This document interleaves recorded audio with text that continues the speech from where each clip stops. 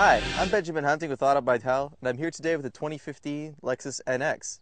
The NX is an all-new model for Lexus. They have never had a compact sport utility crossover vehicle in their lineup. But it's not unfamiliar territory for the brand because the RX, the mid-size crossover utility, is the most popular car that they sell. Wanting to get in on a little bit of that entry-level action, they've taken parts and aspects of the Toyota RAV4 platform and created this vehicle. We've been told that this is 90% different than the RAV4, and the only things it really shares are the wheelbase, the dashboard, and the front floor plan. After having driven it, I can vouch that that seems to be the case. This car does really come across as a Lexus and not simply something they slapped a new badge on. But it's not just the styling changes and the engineering in the chassis that sets this car apart. This vehicle also has a brand new 2-liter turbocharged 4-cylinder engine that generates 235 horsepower and 258 pound-feet of torque. There's no other vehicle in the Lexus lineup that has that motor. And it's not just unique because it's the only one in the lineup, it's unique because it has a special engine management system that allows it to move from a standard auto cycle to an Atkinson cycle during certain types of driving, usually low load or a steady load condition, in order to maximize fuel economy. That's really rare no matter what badge is on the front of the vehicle. The upshot of having 235 horsepower in a compact crossover like this is the performance is decent. Lexus claims 7 seconds 0 to 60 if you opt for all-wheel drive, 7.2 if you stick with front-wheel drive. We've driven it a little bit this morning and we found that there's decent power for driving around town. On the highway, you're going to be able to pass. It's not a high-performance vehicle, but it's still relatively pleasant to drive.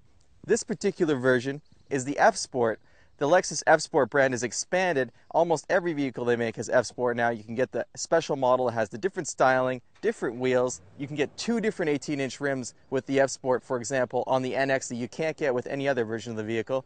You also get a stiffer suspension system. Steering's a little bit tighter. You get an eco, drive, and a sport mode like you would with the other vehicles in the Lexus lineup, but this one is a little bit more aggressive. And it all combines to create a slick-looking package that I would hesitate to call sporty, but there's no denying that there's a certain curb appeal that comes with this version of the vehicle. Something else that's nice about the F-Sport trim is you get these beautiful LED headlights. These are the premium LED headlights. You can get a more basic version on the base model of the car. But you'll notice they're in the shape of an L, and you have 3 L's here, and in total there's 39 LEDs in there. The L's are all over on this vehicle. Not only are in the headlights, but you can see we've got a reverse L here. The grille is pretty much a honeycomb of L's, which is a special grille that's just for the F-Sport. And if you go around back, there's an integrated tail light in the shape of an L that serves as the tail lamps and the brake lamps. This kind of cohesiveness in design fits in very well with the Lexus angular look that they've adopted, that big spindle grille, these angles that are carved into the back. Even the tailgate, you'll notice it's not flat, it's not a round surface, it has this, it's been hewn. There's like a shaving that comes off and you get this nice character line. And that's something, you know, normally you're used to just a flat kind of boring tailgate. And this crossover doesn't have that. It has something special. So this particular version of the Lexus NX is the NX 200T, which denotes the turbocharged 2-liter engine. But it's also the F-Sport. If you're not familiar with F-Sport, it's an initiative from the company in the last couple of years to create sportier versions of pretty much every vehicle in their lineup. You can even get an F-Sport RX, which is a mid-size, family-oriented crossover. In the case of the NX, you do see that kind of melding of style over substance. You get a very nice look. You have this spindle grille. You have a very aggressive front bumper. You have special rims. But you also get a few performance touches that don't really intrude on the comfort of day-to-day driving. There's a different suspension system that comes with the car. The dampers are a bit stiffer. There's a semi-active, kind of weird strut tower in the back that was explained to us earlier this morning that may or may not affect performance. I don't think you're going to notice a difference because personally, after having driven this vehicle, it's not the kind of car you're going to be pushing hard through a corner. Even on a mountain road like where we are here in Whistler, BC, it feels comfortable, but not necessarily confident. It's a cruiser, it's a practical, useful vehicle, but it's not one that you're ever going to be taking to a track, and it doesn't really have the driving dynamics of a compact crossover like the Mazda CX-5, which is known for offering a fun-to-drive experience behind the wheel despite being a practical automobile. The F-Sport doesn't get any extra power. It's still 235 horses and 258 pound-feet of torque. You can get all-wheel drive or front-wheel drive, and with this vehicle, the all-wheel drive system is capable of keeping 100% of the power at the front wheels or dividing it 50-50 to the rear wheels when you need extra acceleration or traction. So the interior of the 2015 Lexus NX is intended to evoke a sporty feel, especially in the F Sport model. We have these red inlaid seats on the leather. You have almost a cockpit kind of feel with the way the console comes down. But there's a few other aspects of the interior that are new to Lexus. The most important, in my opinion, being the Lexus remote touch controller, which has been replaced with a little touch pad. The Lexus remote touch controller has always been kind of awkward to use. It's like a mouse, and I don't know if you've ever tried to use a mouse in a car that's moving over a road surface that might be a little bit bumpy. Your hand just goes all over the place and you can't really make a selection. So whenever I was trying to use it in other Lexus products, it was really difficult to make a selection on their screen, and since it's not a touch screen, I can't abandon it and just touch my selection to make it happen. So in recognition of the fact that maybe the mouse was a little bit awkward, we have this new touchpad. Touchpads are all the rage in the luxury segment. Audi's doing it now, Mercedes is doing it now, and there's different ways to integrate them. The popular one being, oh, we'll put it on the back of a rotary controller so you have the option of both. Lexus decided to get rid of the little mouse entirely and just go with the little touchpad. It's good and it's bad. The bad is there's a haptic response that comes with the touchpad, so it pushes back on your finger to let you know you made a menu selection, and there's when you double tap the touchpad to make a selection, you also get a pulse. The problem is it makes it feel like the entire pad is just kind of unstable and tilting back and forth and is maybe going to peel off. You can fortunately turn off the haptic feedback or even turn it down. You can maximize it, you can reduce it, you can get rid of it completely. So with the haptic feedback gone, it's a lot easier to use. And I do like the touchpad more than I like the little mouse. That's not saying a lot. You still have to deal with the fact that Lexus Enform's graphics, the Lexus Remote Touch System graphics, are really behind the curve in the luxury segment, and even some non-luxury companies have much better vehicle interfaces. It's clunky to use, it looks like it was designed 5 or 6 years ago, and I'm not a big fan. So as I mentioned before, with the Lexus F Sport, you get a bunch of sporty kind of accoutrement in the interior, not the least of which being these red seats. I don't know if you can see them behind me, but it does look good. It's a nice contrast against the black. You get red stitching on the dash. You get this nifty little red stitched leather F Sport wheel with the F Sport logo, and you get some practical stuff too.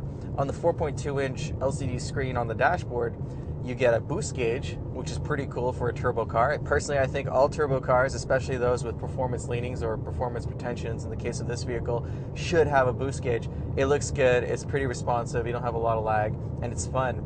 Even more fun is the G meter. G meters are not new in performance cars. In crossovers, you really don't see them, but what makes this one unique is the fact that it maps out what your G's have been for the given drive. So instead of just giving you your maximum G's left, your maximum G's right, or even forward and acceleration and braking, you get a nifty little kind of an outline of the G country that you've been living in, which means that you can draw, I don't know, I drew a fish earlier by braking hard and turning right hard, and it's like an Etch-a-Sketch, you know, the possibilities are endless. You can't really, instead of shaking the NX upside down to get rid of the G meter, you just push a little button and it resets. So in that sense, I guess it's not like an Etch-a-Sketch, but in my mind, my goal was to make the coolest little drawing. It's almost like a little country, and you can play a guessing game like, oh, what does my G meter look like on a map? Is it Patagonia? Is it Uruguay? Is it Botswana? I mean, the possibilities are endless. It's semi-educational, and it's very enjoyable. So the 2015 Lexus NX F Sport is intended to be sportier than your average crossover, and unfortunately, it doesn't quite succeed. You get a bit of a stiffer suspension system than you would in a standard version of the NX. You get the looks, you get the bigger wheels, 18 inches are standard. You can get all-wheel drive or front-wheel drive, it's up to you, with the all-wheel drive being a little bit quicker. And there's a few tricks like a semi-active rear strut tower that's meant to kind of balance performance and luxury.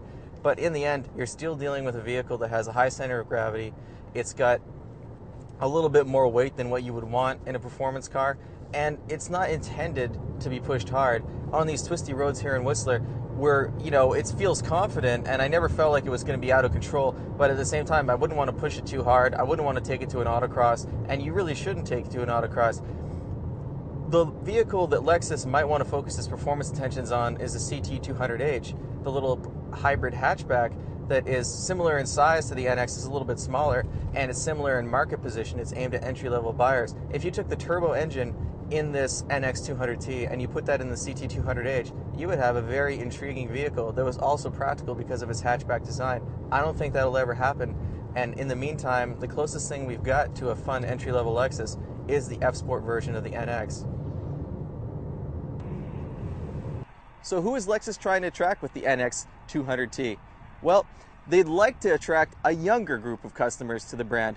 The RX skews very heavily into the family segment, people who are a little bit older and have a decent household income. They're still looking for that high household income with this car, but there's no question that the styling that's so distinct for the F-Sport model in particular is going to attract a lot of people into the showroom.